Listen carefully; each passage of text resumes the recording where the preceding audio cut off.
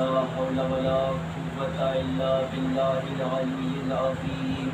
أعوذ بالله من الشيطان الرجيم. بسم الله الرحمن الرحيم. الحمد لله رب العالمين. الصلاة والسلام وتحية والإكرام على النبي الأمي القرشي المكي المدني الهاشمي الرسول المصدق والمحمود الأمجد مولانا ومولى الثقلين وجد الحسن والحسين عبد القاسم محمد. اللهم صل على محمد وآل محمد وآله الطيبين الطاهرين المعصومين المظلومين المنتخبين المنتجبين ولعنة الدائمة إلى قيام يوم الدين. أما بعد فقد قال الله تبارك وتعالى في محكم كتابه المجيد وهو أصدق الصادقين وقوله الحق. بسم الله الرحمن الرحيم. أم حسبتم أن تدخلوا الجنة ولما يعلم الله الذين جاهدوا منكم ويعلم الصابرين. سبب اللهم صل على محمد وآل محمد. خداوند عالم قرآن مجید میں ارشاد فرما رہا ہے کہ تم نے یہ کیسے خیال کر لیا، یہ کیسے سوچ لیا کہ تم جنت میں داخل ہو جاؤ گے، جبکہ ابھی میں نے یہ طے نہیں کیا، یہ فیصلہ نہیں کیا کہ تم میں جہاد کرنے والے کون ہیں اور صبر کرنے والے کون ہیں. آج ہماری گفتگو منزل اختتام پر پہنچ چکی ہے. آج اس عشرے کی آخری مجلس ہے اور کل انشاءاللہ شام غریبہ کے مسائل بیان کروں گا. ہم نے گزشتہ عشرے میں اور اس عشرے میں مسلسل اسلحوں پر گفتگو کی اور اس آیت کے ذیل میں گفتگو کی کہ جس کے بارے میں جس کے ذریعے ہم نے جانا کہ کن کن اسلحوں کے ذریعے سے اپنے نفس سے جنگ کر سکتے ہیں، اپنے نفس کے ساتھ مقابلہ کر سکتے ہیں اور روح کو کامیابی دلا سکتے ہیں. سب سے پہلے ایک مختصراً بیان کرتا چلوں کہ اللہ نے دو طاقتیں خلق کی، ایک نفس دوسری روح، اور پھر حکم دیا کہ ان میں ہمیشہ تمہارے درمیان میں جنگ اس میں جاری رہے گی اور یہ جنگ 24 گھنٹے تمہارے درمیان جاری رہے گی، چاہے تم سوتے رہو جاگتے رہو اٹھتے بیٹھتے ہر وقت یہ جنگ تمہاری جاری رہے گی. اور تمہارے لیے اسلحہ ہے. سب سے پہلا اسلحہ کہ تم اللہ سے جو ہے توبہ کی طرف دوڑو، اللہ سے توبہ کرو، معافی مانگو، استغفار کرو. ایسا خیال نہ کرنا کہ تم نے گناہ کیا ہے تو تمہاری نیکی کا کوئی فائدہ نہیں ہے. اللہ کی بارگاہ میں استغفار کرو، تمہارے لیے توبہ کا دروازہ کھلا ہوا ہے. پھر شرح صدر، اگر تمہارا دل سخت ہے، تمہیں بہت غصہ آتا ہے، تم لوگوں پر رحم نہیں کھاتے، تو اللہ سے شرح صدر طلب کرو، اس کے ذریعے سے اپنے دل کو نرم بناؤ اور اس اسلحے کو استعمال کرو اپنے نفس کی جنگ میں. پھر ہے تقوی پروردگار اختیار کرو کہ جو ایمان والا ہوگا وہ اللہ کا تقوی اختیار کرے گا، صرف اور صرف اللہ سے ڈرے گا، کسی اور سے نہیں ڈرے گا، سوائے اللہ کے وہ کسی اور سے خوف نہیں کھائے گا. اس کے بعد تھا دعا کو اپنے لیے اسلحہ بناؤ. خدا آواز دے رہا ہے کہ تم مجھے پکارو میں تمہاری مدد کروں گا. دعا کے ذریعے سے اسلحہ دعا کو بناؤ. اس کے بعد ذکر پروردگار، اللہ کے ذکر کو اپنے لیے اسلحہ بناؤ. خلوص کے ذریعے سے اپنے نفس کے ساتھ جنگ کرو، یعنی تمہاری محبت جو اللہ کے لیے ہے وہ پیور ہونا چاہیے، خالص ہونا چاہیے. اس پر ہماری مفصل گفتگو جاری تھی کہ اللہ کے لیے خلوص کے ساتھ محبت کرو، جو بھی عمل انجام دو وہ خلوص کے ساتھ انجام دو. ایک سلوات دیجیے محمد علیہ محمد.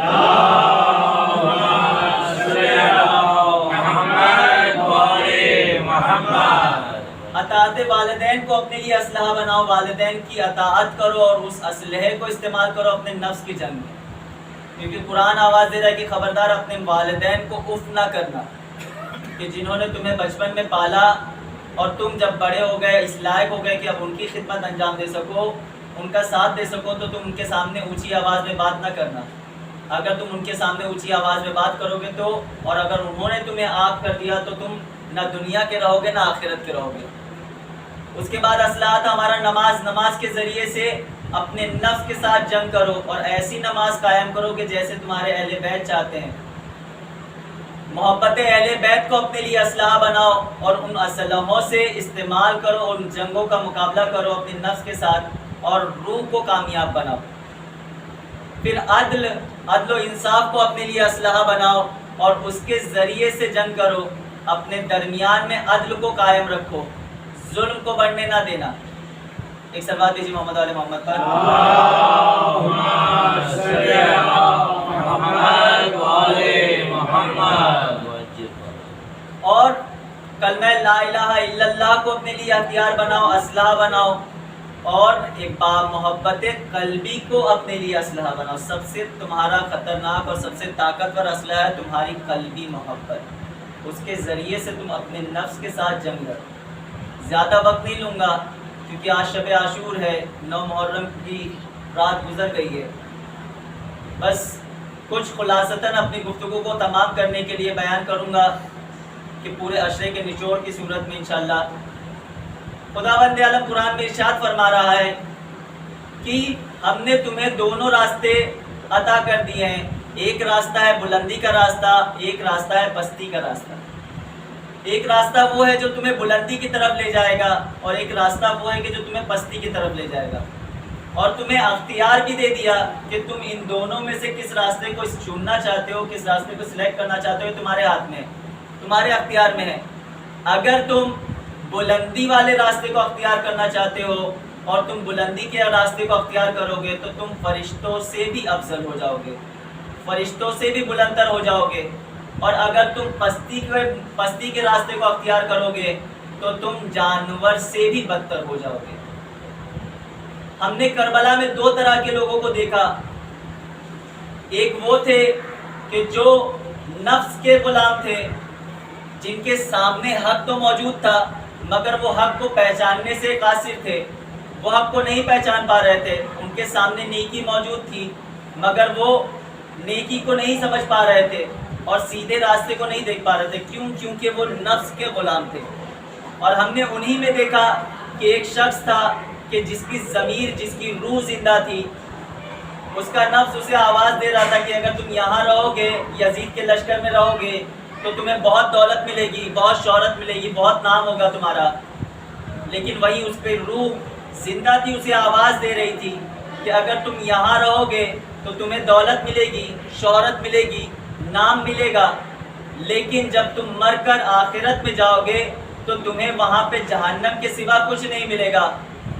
حر نے اس آواز کو سنا اور اس آواز پر غور کیا۔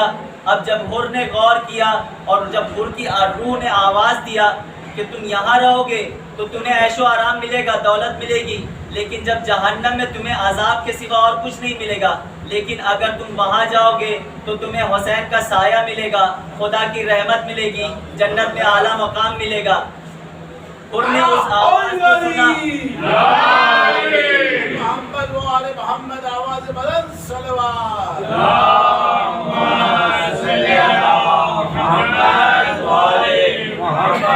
حر نے اپنی روح کی آواز کو سنا اور اہل بیت کے در پر آ گئے اور حسین نے ان کی نجات کی ضمانت لے لی۔ اگر تم بھی اس مقام کو حاصل کر سکتے ہو، لیکن شرط ہے کہ تم اپنے روح کی آواز کو سنو۔ ہم نے بہت سے اسلحوں پر گفتگو کی، لیکن اب ہمیں یہ جاننا ہے کہ ہمیں یہ کس طرح معلوم ہوگا کہ ہماری نفس زندہ ہے یا ہماری روح زندہ ہے، ان دونوں میں سے کون مردہ ہے اور کون زندہ ہے۔ یہ سب سے اہم گفتگو ہے کہ ہمیں جب تک یہ نہیں پتا ہوگا کہ ہمارے نفس اور روح کے درمیان میں کون زندہ ہے اور کون مردہ ہے، کون اس وقت کام کر رہا ہے، کون زیادہ وقت کر رہا ہے، تو قرآن آواز دیتا ہے کہ گھبراؤ نہیں، آگے بڑھو، میں بیان کرتا ہوں۔ دیکھو، اگر تمہارا نفس تمہیں گناہ کی طرف آواز دے رہا ہے اور گناہ کی طرف لے جا رہا ہے اور اس وقت تمہاری روح کوئی آواز نہیں دے رہی ہے اور تم اپنے نفس کے حکم پر لبیک کہہ رہے ہو، تو سمجھ جاؤ کہ تمہاری روح، تمہاری ضمیر اس وقت مردہ ہے اور تمہارا نفس اس وقت زندہ ہے۔ لیکن اگر وہیں تمہارا نفس تمہیں گناہ کا حکم دے رہا ہے کہ تم جھوٹ بول لو، تہمت لگاؤ، غیبت کر لو، گانا سن لو، یہ سب حرام کام ہے، لیکن وہیں اسی وقت اگر تمہارا روح زندہ ہے، تمہاری ضمیر زندہ ہے، تو وہ تمہیں آواز دے گی کہ خبردار یہ کام نہ کرنا، جھوٹ بولنا گناہ ہے، تہمت لگانا گناہ ہے، غیبت کرنا گناہ ہے، گانا سننا حرام ہے، گناہ ہے، اس کام کو انجام نہ دینا ورنہ تم سزا کے مستحق ہوگے۔ امام علی علیہ السلام ارشاد فرماتے ہیں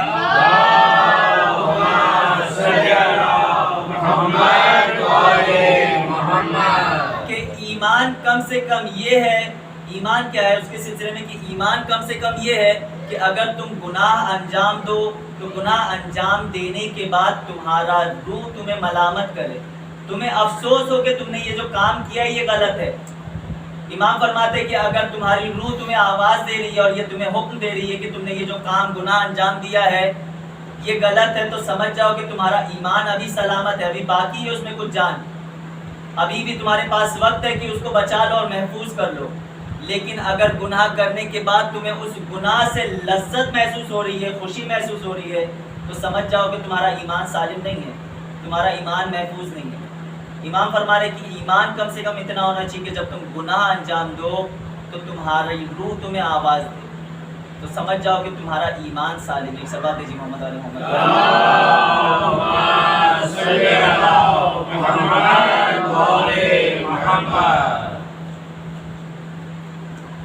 اب تم کیسے جانو گے کہ تمہاری روح طاقتور ہے یا نفس تمہاری روح طاقتور ہے یا تمہارے نفس طاقتور ہے؟ قرآن آواز دیتا ہے کہ جب ہم نے یوسف کو محل میں بھیجا، بہت عیش و آرام کی زندگی دی، بہت بہترین لباس پہننے کو دیا، بہترین کھانا کھانے کو لیے دیا، بہترین بستر سونے کے لیے دیا اور بہترین جگہ رہنے کے لیے دی، ان سے بادشاہ بھی خوش تھا اور بہترین لباس پہننے کے لیے ہے، کھانے کے لیے بہترین چیزیں ہیں، رہنے سونے کے لیے بہترین بستر ہے۔ لیکن جب زلیخا نے گناہ کے لیے طرف دعوت دی، جناب یوسف نے اسے انکار کر دیا، تو قرآن آواز دیتا ہے کہ زلیخا نے انہیں قید خانے میں بند کروا دیا، قید کروا دیا، اور جہاں محل میں انہیں رہنے کے لیے بہترین جگہ تھی، سونے کے لیے بہترین بستر، کھانے کے لیے بہترین کھانا، پہننے کے لیے بہترین لباس، وہیں زندان میں انہیں طرح طرح کی اذیتیں دی جا رہی ہیں، نہ رہنے کی اچھی جگہ ہے، بہت گندگیاں ہیں، نہ کھانے کے لیے اچھی غذا ہے، نہ پہننے کے لیے اچھا لباس ہے، نہ سونے کے لیے اچھا بستر ہے، زمین پر سونا پڑ رہا ہے، اور انہیں روزانہ کوڑے مارے جا رہے ہیں، بعض اس میں کہ 80 کوڑے مارے جاتے تھے روزانہ انہیں، تاکہ جناب یوسف جو ہے گناہ کے لیے آمادہ ہو جائے، راضی ہو جائیں۔ اتنی تکلیفیں جب ان کے اوپر آئے گی تو وہ ان تکلیفوں کی وجہ سے گناہ کے لیے آمادہ ہو جائیں، تیار ہو جائیں، لہٰذا انہیں روز اذیت دی جا رہی تھی۔ لیکن قرآن بیان کرتا ہے کہ جناب یوسف دعا کرتے ہیں کہ خدایا میرے لیے یہ قید خانہ بہتر ہے اس محل سے کہ جہاں مجھے بہت ساری آرام، میرے لیے بہت سارے آرام کی چیزیں مہیا تھی، میرے لیے بہترین کھانا تھا، بہترین کپڑا تھا، بہترین بستر تھا، لیکن اس کے بنسبت میرے لیے یہ زندان بہت بہتر ہے۔ آواز دوں اے یوسف، اے نبی خدا، آپ یہ کیسی باتیں کر رہے ہیں، میرے سمجھ میں نہیں آ رہی، میری یہ بات بیٹھ نہیں رہی ہے ذہن میں۔ کیا بھلا لوگ سکون کی زندگی چھوڑ کر پریشانی اور مصیبتوں کی زندگی کے لیے کہیں کہ بہتر زندگی ہے؟ کیا ہم میں سے کوئی ہے کہ ایسا ہو کہ جس کو کہا جائے کہ تمہارے پاس یہ پریشانی کی زندگی ہے، یہ جھوپڑ پٹی ہے، تمہارے پاس لائٹ نہیں ہے، کھانے کے لیے کھانا نہیں ہے، اب تمہیں ایک محل دیا جا رہا ہے، وہاں رہنے کے لیے چلے جاؤ، خوشی خوشی جائیں گے؟ لیکن اب وہی کہا جائے کہ اب یہ محل چھوڑ کر اب تم واپس اپنی اسی جھوپڑی میں چلے جاؤ، جانے کے لیے راضی ہوں گے؟ نہیں ہوں گے۔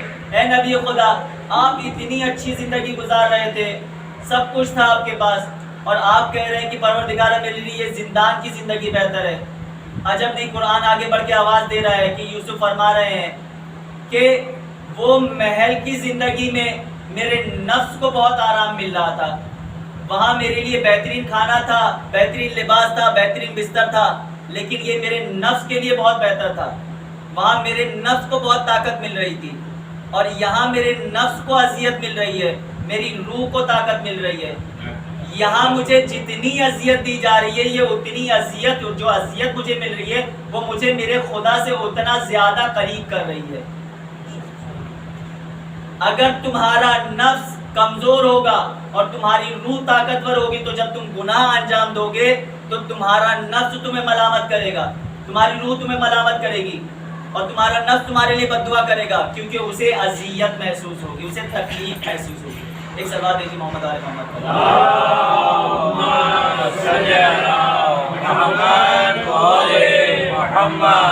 ایک اور واقعہ بیان کروں کہ امام موسیٰ کاظم علیہ السلام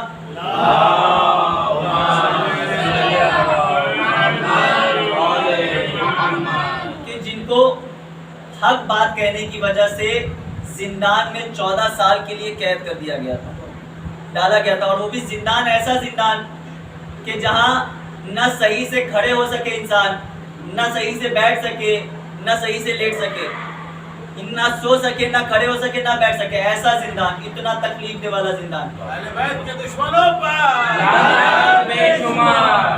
ایسی جگہ انہیں قید کیا گیا۔ تاریخ بتاتی ہے کہ وہیں اسی میں ایک داروغہ تھا جو امام کا چاہنے والا تھا، امام سے محبت کرنے والا تھا، مومن تھا۔ وہ ایک دن امام کو اپنے گھر لے گیا اور امام کے لیے بہترین کھانے کا انتظام کیا، بہترین بستر کا انتظام کیا، بہترین کمرے کا انتظام کیا، ساری چیزیں بہترین مہیا کی کہ امام کو آرام ملے اور وہ بہترین کھانا کھائے، بہترین بستر پر آرام فرمائے۔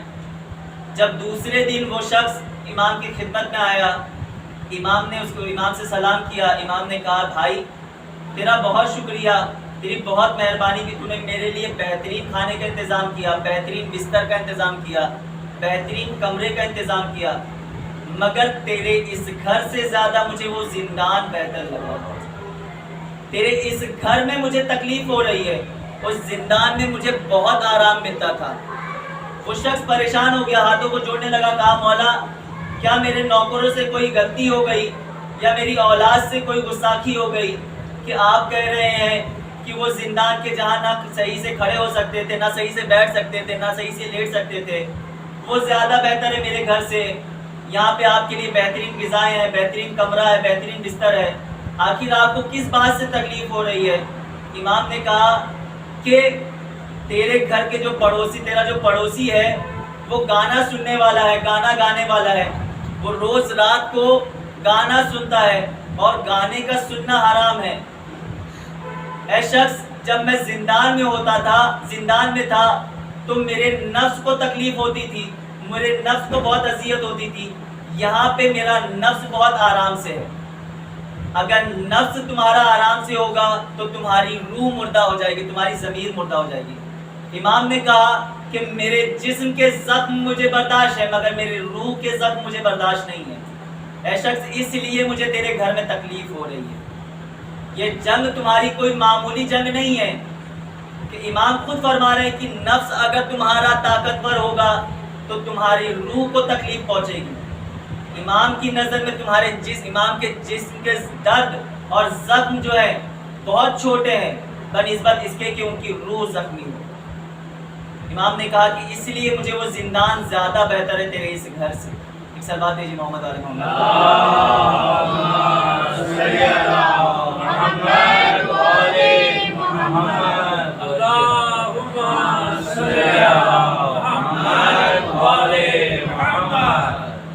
اگر تیری نفس طاقتور ہوگی تو وہ تیرے روح پر غالب ہوگی اور تیرے نفس کی حکومت تجھ پر ہوگی۔ اب سمجھ میں آیا کہ کس طرح سے ہمیں معلوم ہوگا کہ ہمارا نفس زندہ ہے یا ہماری روح زندہ ہے۔ اگر روح زندہ ہوگی تو وہ تمہیں ملامت کرے گی کہ خبردار گناہ نہ انجام دینا، اور اگر تمہاری روح کامیاب ہوگی تو تمہارے سامنے اگر گناہ کے اسباب موجود ہوں گے، وہ اسباب موجود ہوں گے کہ تم گناہ کر لو، لیکن اس کے باوجود تم اس گناہ کو انجام نہیں دو گے، کیونکہ تمہاری روح کی حکومت تم پر ہے، اور جب تمہاری روح کی حکومت رہے گی تو تم گناہوں کی طرف متوجہ نہیں ہوگے، توجہ نہیں دو گے، تم عبادت خدا میں مصروف رہو گے، تم ذکر پروردگار میں مصروف رہو گے۔ لیکن اگر تمہارے نفس کی حکومت تم پر ہوگی تو گناہ کے اسباب موجود نہ ہو پھر بھی وہ تمہیں گناہ کرنے پر مجبور کر دے گا، وہ تمہیں حکم دے گا اور تم اس کے حکم کو بجا لاؤ گے۔ ان جنگوں میں سب سے اہم مسئلہ ہوتا ہے کہ تم پر کس کی حکومت ہے، تم پر کس کی حکومت ہے۔ اگر تم یہ دعویٰ کرتے ہو کہ تم اہل بیت کے ماننے والے ہو تو تم پر حکومت بھی انہی کی ہونی چاہیے، تمہارے امام کی حکومت ہونی چاہیے۔ اور اگر تمہاری محبت قلبی ہے تو تمہارے لیے حکم امام سب سے اول ہوگا، وہ سب سے زیادہ ویلیو رکھے گا۔ اور اگر تمہارے اوپر شیطانی حکومت ہے، تمہارے نفس کی حکومت ہے، کیونکہ نفس جو ہے شیطان کا ساتھی ہے، اگر تمہارے اوپر اس کی حکومت ہے تو اور تم زبان سے کہہ رہے ہو کہ تم امام کے چاہنے والے ہو، تم پر امام کی حکومت چلتی ہے، تو اس وقت تم امام کی حکومت کو تو قبول کرو گے لیکن امام کے حکم کو قبول نہیں کرو گے، تم شیطان کے حکم کو مانو گے۔ اب تمہیں یہ سب سے پہلے طے کرنا ہے کہ تم پر حکومت کس کی ہے۔ اگر امام کی حکومت ہے تو تم وہ کام انجام دو گے کہ جو تمہارے امام تم سے چاہتے ہیں، جو ائمہ معصومین تم سے چاہتے ہیں، تم نیک کام انجام دو گے۔ لیکن اگر تمہارے اوپر شیطان کی حکومت ہے، تم زبانی دعویٰ کر رہے ہو کہ تم امام سے محبت کرنے والے ہو، تو یہ حکومت تو امام کی ہے لیکن کام تم شیطان کا انجام دو گے، تم وہ کام انجام دو گے کہ جو یزید انجام دیا کرتا تھا، کیونکہ تم پر شیطان کا حکم چل رہا ہے۔ حکومت بھلے ہی تم پر امام کی ہے لیکن حکم تم پر کس کا چل رہا ہے؟ شیطان کا چل رہا ہے۔ تمہیں یہ سب سے پہلے دیکھنا ہوگا کہ تم پر کس کی حکومت ہے۔ ایک صلوات دیجیے محمد علی محمد۔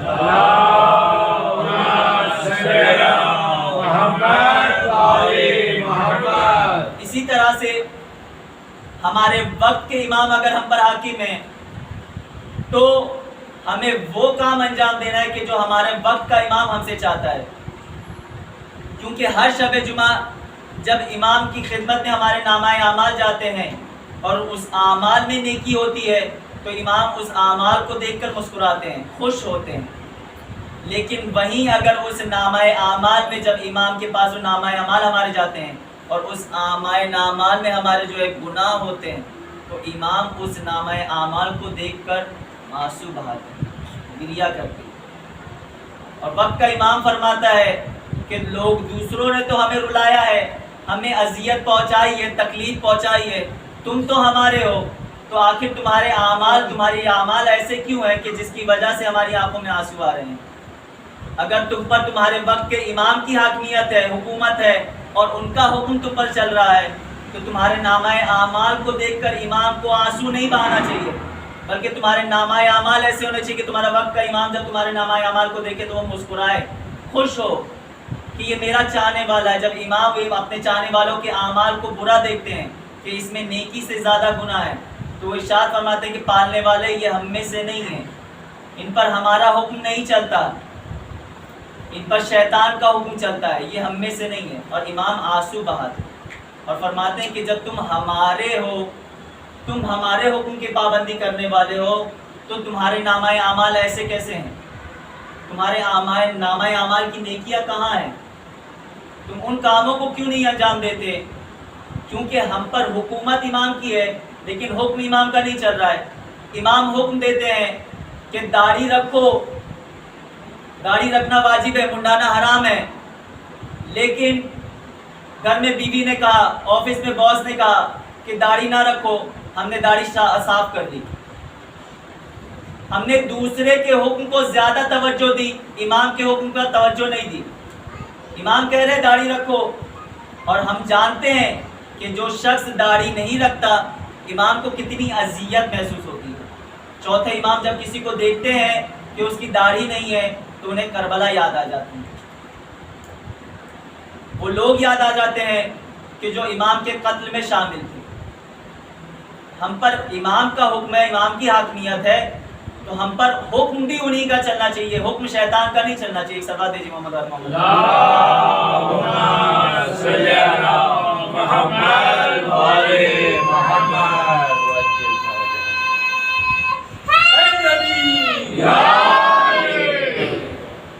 اسی طرح جس طرح سے خواتین کہتی ہیں کہ ہمارے لیے آئیڈیل، ہمارے لیے نمونہ عمل شہزادی فاطمہ زہرا سلام اللہ علیہا ہیں،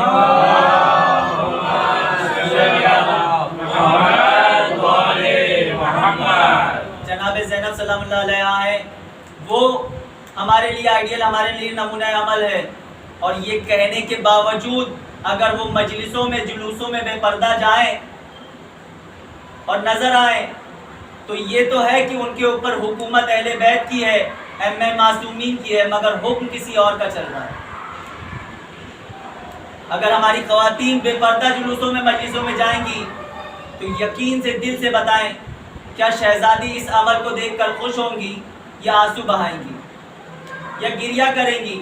کہ جبکہ ہم جانتے ہیں، ہم سنتے رہتے ہیں کہ جناب زینب کے سر سے جب چادر چھینی گئی تو وہ جگہ جگہ پر چادر کا سوال کر رہی تھی، چادر مانگ رہی تھی، اور جب وہ چادر کا سوال کرتی تھی، چادر مانگتی تھی تو جانتی تھی کہ نیزہ مارا جائے گا، لیکن اس کے باوجود وہ چادر مانگتی تھی۔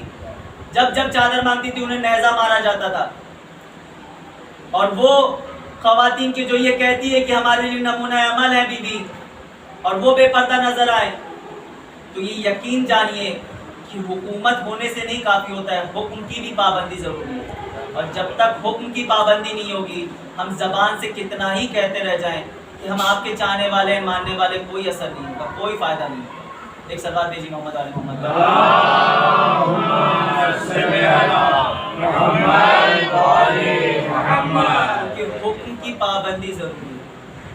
ہم کتنا بھی حکومت کس کی بھی ہونے دیجیے، لیکن جب تک حکم حق کی طرف نہیں ہوگا، حق کی جانب نہیں ہوگا، تو ہمارا عمل کوئی قابل قبول نہیں ہوگا، کوئی پورا نہیں ہوگا۔ کیونکہ جب ہمارے درمیان ہمارے لیے حکم جو ہے شیطان کا چل رہا ہے، وہ حکم چل رہا ہے کہ جو یزید چاہتا ہے، جو یزید چاہتا تھا کہ جو چیز جو قانون نافذ ہو وہ قانون ہمارے درمیان نافذ ہو۔ مقصد کربلا یہ نہیں تھا کہ صرف آنسو بہائیں، ماتم کریں اور گریہ کریں، بلکہ امام فرما رہے ہیں کہ پالنے والے میں اس لیے جا رہا ہوں تاکہ تیری امت کے درمیان قرآن کے قانون کو نافذ کر سکوں۔ میں اس لیے اپنی شہادت پیش کر رہا ہوں تاکہ اگر میری شہادت سے دین محمدی محفوظ رہ سکتا ہے تو میں اس لیے شہادت پیش کر رہا ہوں کہ تاکہ دین محمدی محفوظ رہ جائے۔ جو حلال محمد ہے وہ قیامت تک حلال رہے، اور جو حرام محمد ہے، جو کام حرام ہے امت محمدیہ میں، وہ کام قیامت تک حرام رہے۔ کیونکہ یزید چاہتا تھا کہ حلال محمد حرام ہو جائے اور حرام محمد حلال ہو جائے۔ امام چاہتے ہیں کہ اس مقصد کے خلاف امام نے آواز بلند کی تھی۔ بس زیادہ وقت نہیں لوں گا، میں نے ابتدائی مجلس میں کہا تھا ایک سوال، چونکہ آج آخری مجلس ہے اس عشرے کی، کل روزہ عاشور کی شام غریبہ کی مجلس رہے گی۔ کہا تھا کہ ہم اور آپ امام کے چاہنے والے ہیں، ان کے غلام ہیں، ان کے نوکر ہیں، اور امام جوانان جنت کے سردار ہیں۔ بس ایک مختصر تھا اس کے سلسلے میں بیان، اور اس کے بعد ختم مجلس۔ اور امام جوانان جنت کے سردار ہیں، اور انہوں نے وعدہ کیا ہے کہ ہر حسین کا چاہنے والا، شہزادی نے وعدہ کیا ہے کہ ہر حسین پر آنسو بہانے والا جنت میں جائے گا۔ اس میں کوئی دو رائے نہیں ہے، بے شک جائے گا، لیکن اپنے حساب کتاب دینے کے بعد۔ یہ نہ سوچ کر مجلس کریں، یہ نہ سوچ کر گریہ کریں، ماتم کریں، عزاداری کریں کہ صرف عزاداری کرنے سے، صرف آنسو بہانے سے، صرف مجلس کرنے سے ہمیں جنت مل جائے گی، کیونکہ شہزادی نے وعدہ کیا ہے، کوئی اعمال کی ضرورت نہیں ہے۔ تو اس فکر میں نہ رہیں، کیونکہ جب بھی آپ کا حساب کتاب ہوگا تو آپ کو سارے حساب کتاب دینا ہوں گے، سارے سوالوں کے جواب دینے ہوں گے۔ میں نے کہا تھا کہ اگر امام جوانان جنت کے سردار ہیں اور ہم ان کے غلام ہیں تو کیا ان کا یہ حق بنتا ہے کہ وہ ہم سے روز محشر سوال کریں، اور جب وہ ہم سے سوال کریں تو ہم ان کے سوال میں جواب پیش کریں۔ جو وہ سوال کر رہے ہیں ہم سے ہم کیا جواب دیں گے؟ ایک سوال دیجیے محمد علی محمد۔ اللہم صلی علی محمد وعلی محمد۔ اللہم صلی علی محمد وعلی محمد۔ اگر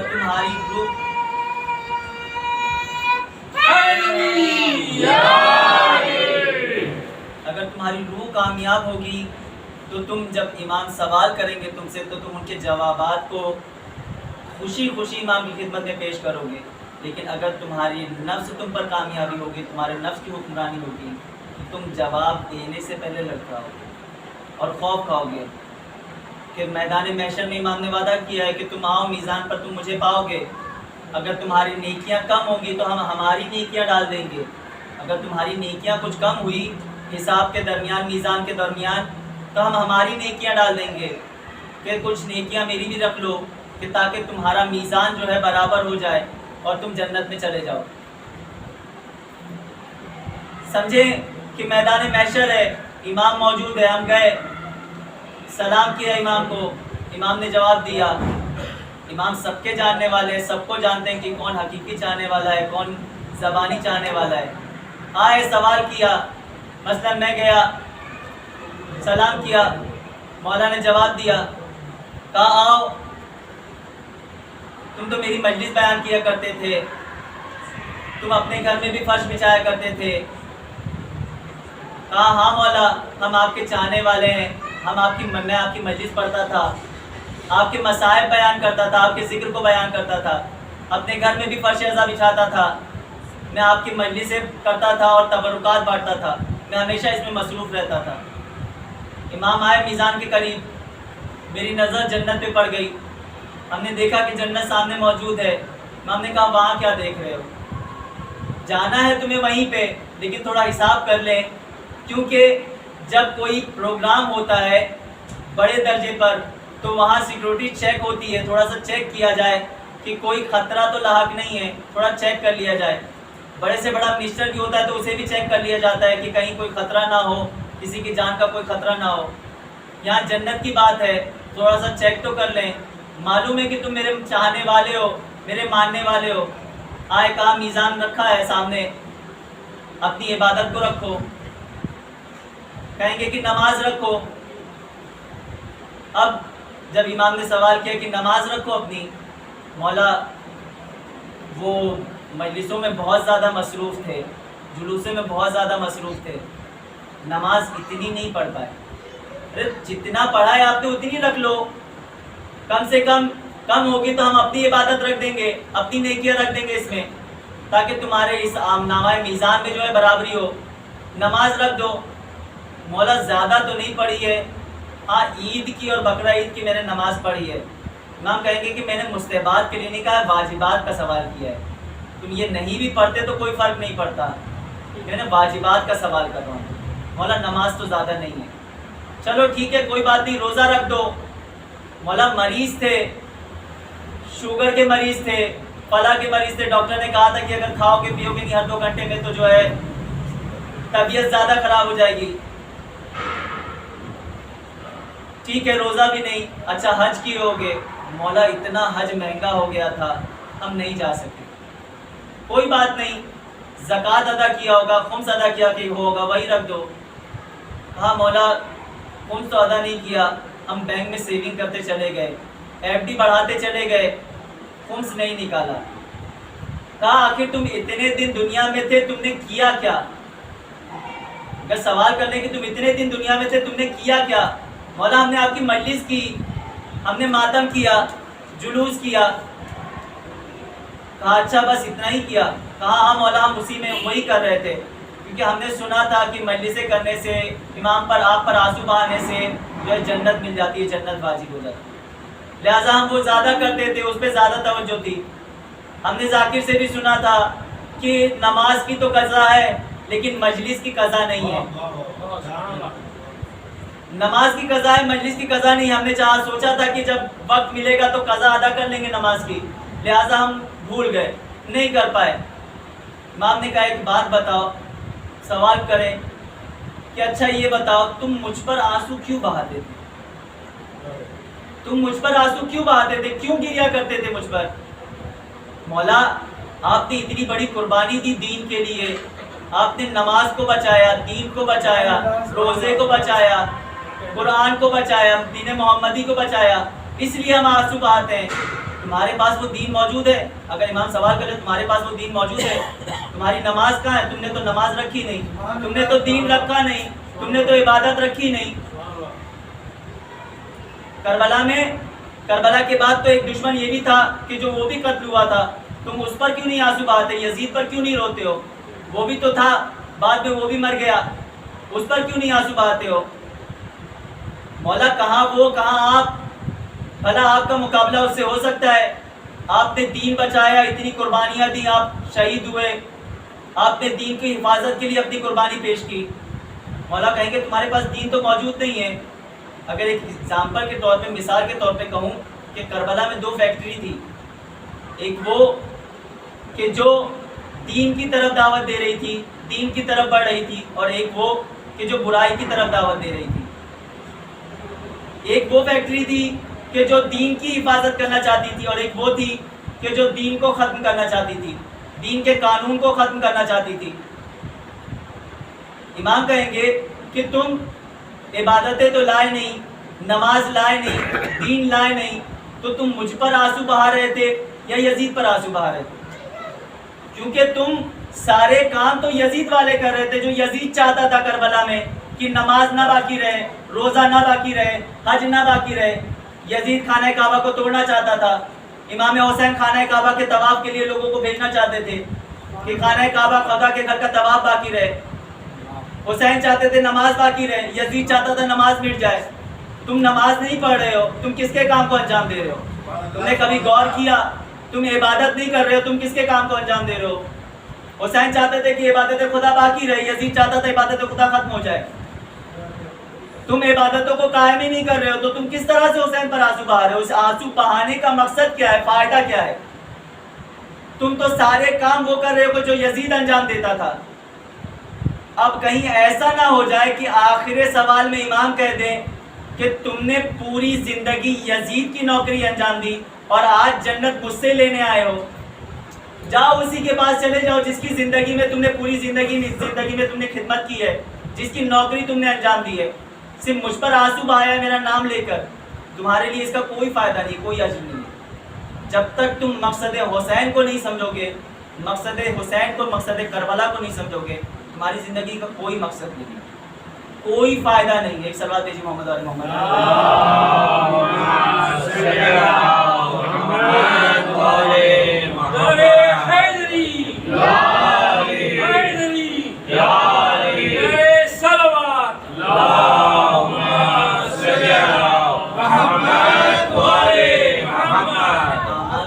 اور اسے دیکھیں چھا کہ آپ جو کام، جو عمل انجام دے رہے ہیں، وہ آپ کس کے عمل کو انجام دیں گے، کس کے کام کو انجام دیں گے. صرف ظاہری لباس پہن کر آپ کتنا بھی دعویٰ کر لیں، اس کا کوئی فائدہ نہیں.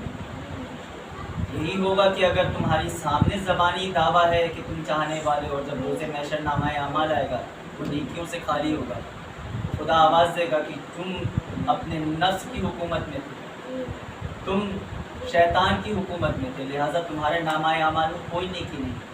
بھلے ہی تم دنیا میں مومن تھے، مسلمان تھے، اللہ کی عبادت کرتے تھے، لیکن اس کے باوجود تمہارے نامہ اعمال خالی ہوں گے، کیونکہ تم جس کے حکم کو انجام دیتے تھے وہ شیطان کا حکم تھا، یزید کا حکم تھا.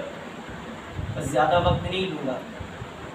کوشش کریں اور اپنے نفس اور روح کی جنگ میں اپنے روح کو کامیاب کریں. اگر تمہاری روح کامیاب ہوگی تو تم اپنے وقت کے امام کے مقصد کو سمجھو گے اور ان کے پیغام کو سمجھو گے. تو تمہارے وقت کے امام کا کیا پیغام ہے؟ ورنہ تم وقت کے امام کو پکارتے رہو گے کہ مولا ظہور کیجیے، اور مولا اس انتظار میں آنسو بہاتے رہیں گے کہ میرے چاہنے والے اس مقام پر پہنچیں کہ میرا خدا مجھے حکم دے دے کہ میں ظہور کروں. آج شب عاشور قیامت کی رات، کل قیام حسینی میں سب مارے جائیں گے، خیموں کو آگ لگا دی جائے گی، زہرا کا بھرا گھر اجڑ جائے گا. آج شب عاشور ہر ماں اپنے بچے کو تیار کر رہی ہے. اے میرے لال، کل قربانی کا دن ہے، اے میرے لال، کل شہادت کا دن ہے. جب صبح عاشور نمودار ہوئی، امام حسین نے علی اکبر سے کہا ہے بیٹا علی اکبر ذرا اذان دے دو. مقتل لکھتا ہے کہ جیسے ہی علی اکبر نے اذان دینا شروع کیا، اللہ اکبر، حسین تڑپ گئے، آج میرا جوان قتل کر دیا جائے گا. پھر علی اکبر نے کہا اللہ اکبر، حسین تڑپ گئے، آئے آج میرا قاسم مارا جائے گا۔ اب جیسے ہی علی اکبر نے تیسری مرتبہ کہا اللہ اکبر، خیمے میں ایک ننھی بچی تڑپ گئی ہے، بھوپی اماں کیا قیامت آ گئی۔ بھیا کی آواز میں اتنا درد ہے۔ اب جو چوتھی مرتبہ علی اکبر نے کہا اللہ اکبر، حسین کمر تھامے زمین کربلا پہ بیٹھ گئے، ہائے میرا عباس آج مارا جائے گا۔ اللہ من اللہ، خدا آپ کو کوئی غم نہ دے سوائے غم مظلوم کربلا کے۔ علماء بیان کرتے کہ تم پورے سال آنسو نہ بہاؤ کوئی بات نہیں، مگر جب شب عاشور آئے اور روز عاشور ہو تمہاری آنکھیں اشکوں سے خالی نہ ہو۔ اللہ من اللہ، خدا کو کوئی غم نہ دے سوائے غم مظلوم کربلا کے۔ مقتل لکھتا ہے کہ ایک شخص امام پانچویں امام کی خدمت میں آیا، آگے کہتا ہے مولا ہم نے سنا ہے کہ جب حسین زین سے زمین پہ آئے تھے تو ذوالجناح امام حسین کا طواف کر رہا تھا۔ اے مولا کیا ذوالجناح صرف حسین کا طواف کر رہا تھا یا کچھ کہہ رہا تھا؟ امام نے کہا کہ ذوالجناح صرف طواف نہیں کر رہا تھا، طواف کرتے کرتے کہہ رہا تھا آئے افسوس ہو اس امت مسلمہ پر کہ اپنے ہی رسول کے نواسے کو قتل کر دیا۔ حضرت من اللہ وہ سوال کرتا ہے مولا کیا ذوالجناح اور بھی کچھ کہہ رہا تھا؟ پانچویں امام تڑپ کر رونے لگے۔ وہ سوال کرتا ہے مولا کیا بات ہے؟ ذوالجناح اور کچھ کہہ رہا تھا۔ ایک مرتبہ امام نے کہا ذوالجناح کہتا ہے مولا سے اے مولا ذرا ہمت کر کے میری پشت پہ آ جائیے، میں آپ کو یہاں سے اتنا دور لے جاؤں گا کہ کوئی تیر آپ تک پہنچنے نہ پائے گا۔ اللہ من الزہرا، امام فرماتے ہیں کہ ایک بے زبان جانور کو امام سے اتنی محبت تھی مگر کربلا میں کسی نے حسین پر رحم نہ پایا۔ اللہ من اللہ، خدا آپ کو کوئی غم نہ دے سوائے غم مظلوم کربلا کے۔ ایک شخص آٹھویں امام کی خدمت میں آیا، دیکھ رہا ہے کہ آٹھویں امام زاروں قطار رو رہے ہیں۔ کہا مولا کیا بات ہے، آپ کیوں اتنا رو رہے ہیں؟ ایک مرتبہ آٹھویں امام کہتے ہیں شخص تجھے نہیں معلوم آج شب عاشور ہے، کل روز عاشور زہرا کا بڑا گھر اجڑ جائے گا۔ وہ شخص کہتا ہے مولا ذرا کربلا کے مجھے بھی کچھ مصائب بیان کرے تاکہ میں بھی آنسو بہا سکوں۔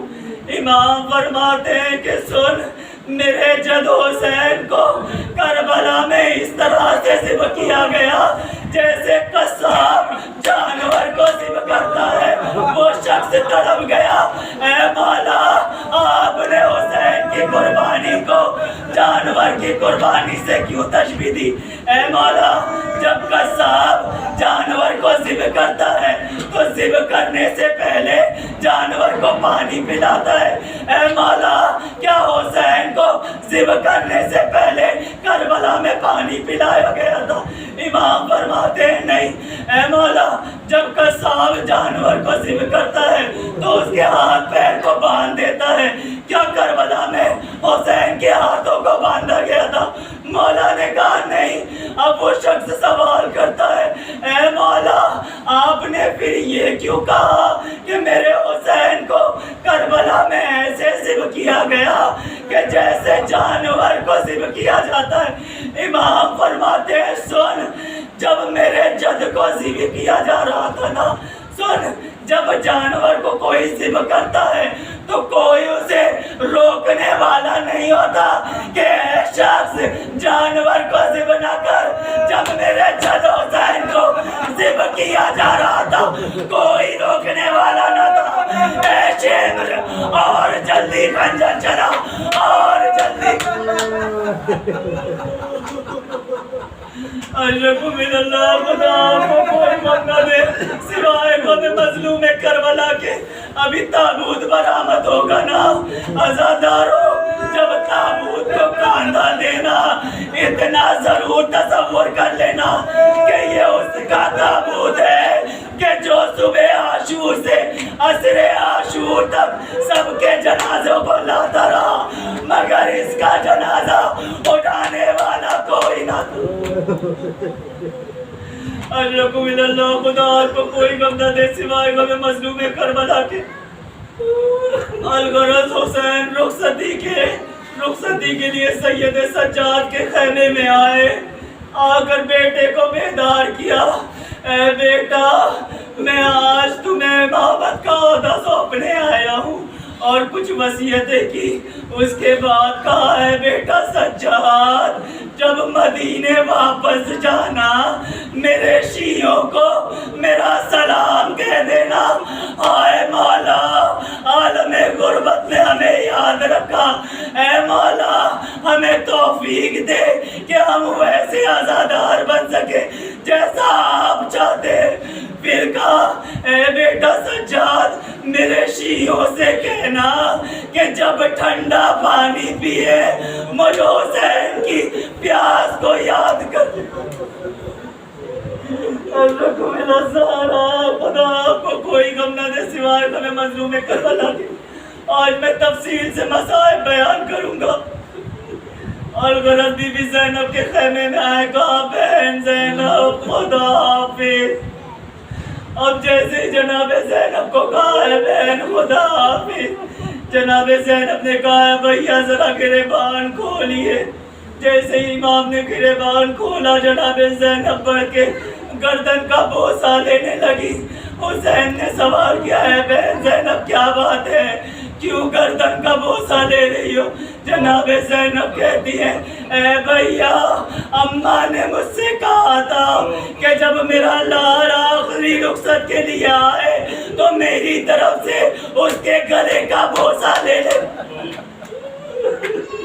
اللہ خدا آپ کو کوئی غم نہ دے سوائے غم مظلوم کربلا کے۔ الغرض حسین رخصت کر خیمے سے باہر آئے، زلجنا کے قریب پہنچے، دائیں جانب دیکھا، بائیں جانب دیکھا، مقتل کا رخ کیا۔ اے میرے شہیدو، اے میرے شیرو، حسین مقتل جا رہا ہے، مجھے سوار نہ کرو گے؟ اللہ اے میرے شیرو، مجھے سوار نہ کرو گے؟ مقتل لکھتا ہے جناب زینب آگے آئیے بھیا میں آپ کو سوار کروں گی۔ حسین پشتے زلجنا پر سوار ہوئے۔ تاریخ میں ملتا ہے کہ امام نے زلجنا کو کبھی بھی چابک نہیں مارا تھا۔ وہ جب زلجنا سے کہتے اے زلجنا تیز چل، زلجنا تیز چلنے لگتا، جب کہتے آہستہ چل، آہستہ چلنے لگتا۔ زلجنا کو امام سے بہت محبت تھی، جب مولا کہتے ہیں زلجنا رک جا، وہ رک جاتا تھا۔ مقتل لکھتا ہے کہ عصر عاشور جب امام پشتے زلجنا سے نیچے گرے تو زلجنا زمین کربلا پہ لیٹ گیا۔ اے مولا مجھ پر سوار ہو جائیے، میں آپ کو لے چلوں۔ اب حسین پشتے زلجنا پہ سوار ہوئے، میرے زلجنا مجھے مقتل لے چل، مگر مقتل لکھتا ہے زلجنا آگے نہیں بڑھا ہے۔ پھر کہا ہے زلجنا مجھے مقتل لے چل، مگر زلجنا آگے نہیں بڑھا ہے۔ ایک مرتبہ امام نے کہا ہے زلجنا میں جانتا ہوں تو بھی بہت پیاسا ہے، اے زلجنا یہ میری آخری سواری ہے، زہرا کا لال تجھے دوبارہ زحمت نہ دے گا۔ ایک مرتبہ زلجنا نے اپنے سر کو جھکا لیا، قدموں کی طرف اشارہ کیا، اے مولا میں تو چلنا چاہتا ہوں مگر میرے قدموں سے ایک ننھی بچی لپٹی ہوئی کہہ رہی ہے اے میرے بابا کے گورے، میرے بابا کو نہ لے جا، صبح سے جو بھی گیا واپس نہ آئے۔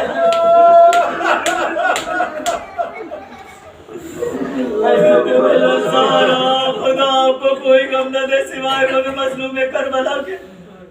حسین پشت زلجنا سے نیچے اترے، کہا ہے بیٹی سکینہ تم نے تو مجھے رخصت کر دیا تھا نا، آخر دوبارہ کیوں آئی ہو؟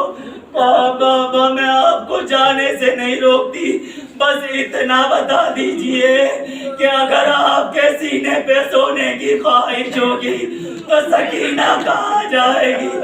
امام نے کہا ہے بیٹی سکینہ آج سے دستور بدل گیا، آج سے اصغر میرے سینے پر سوئے گا، تم اپنی اماں کے سینے پر۔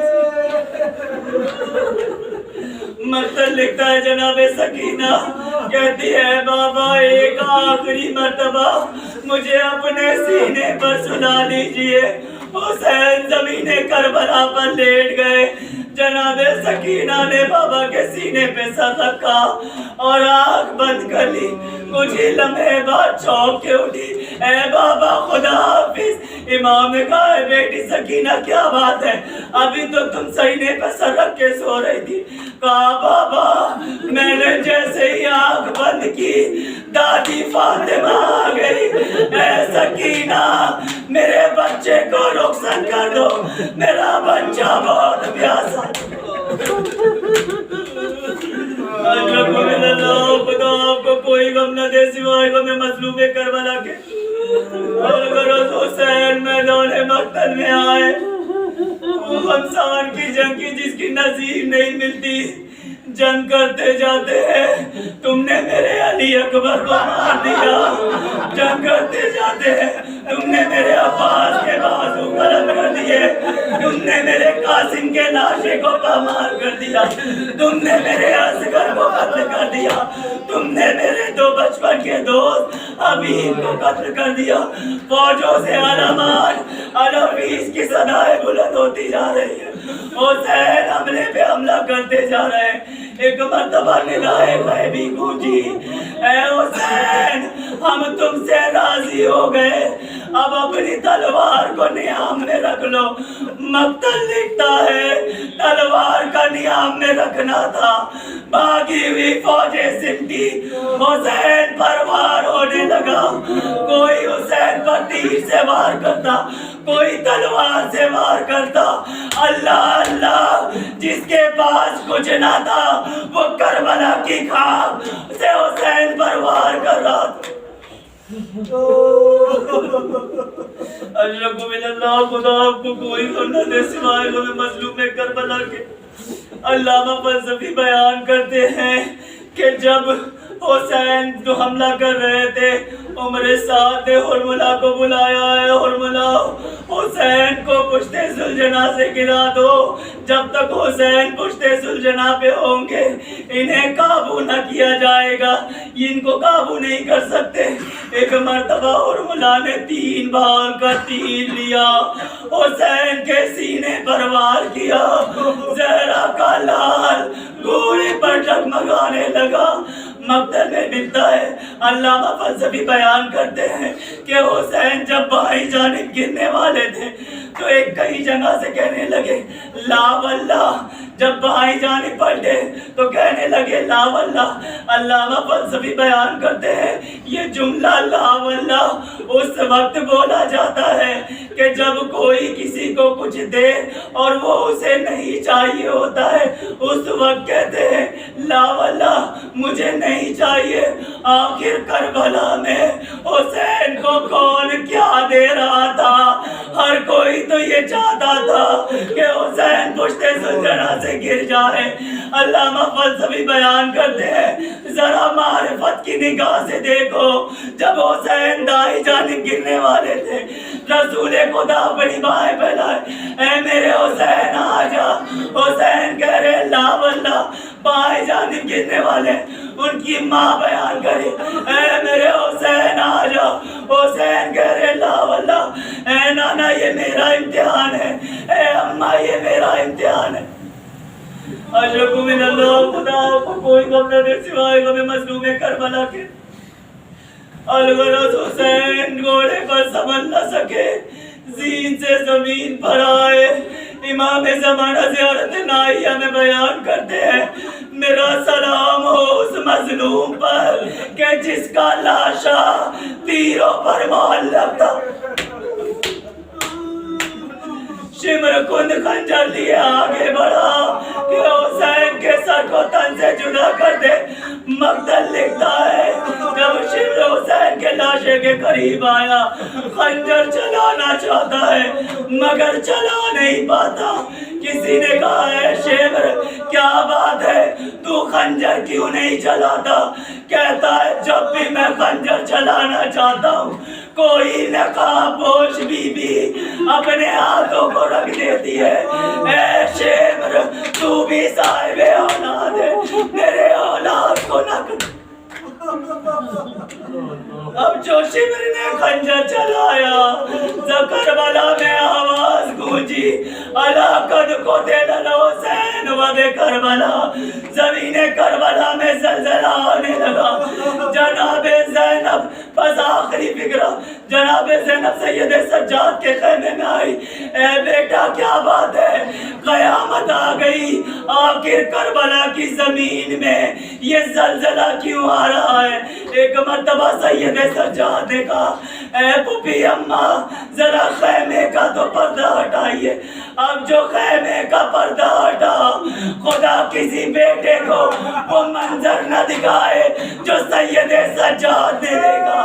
جب تک وہ بابا کے سر کو نیزے پہ بلند کیے دیکھا، کہا السلام علیکہ یا ابا عبداللہ، السلام علیکہ یا ابن رسول اللہ۔ اے پھوپھی اماں بابا شہید ہو گئے، ہم یتیم ہو گئے۔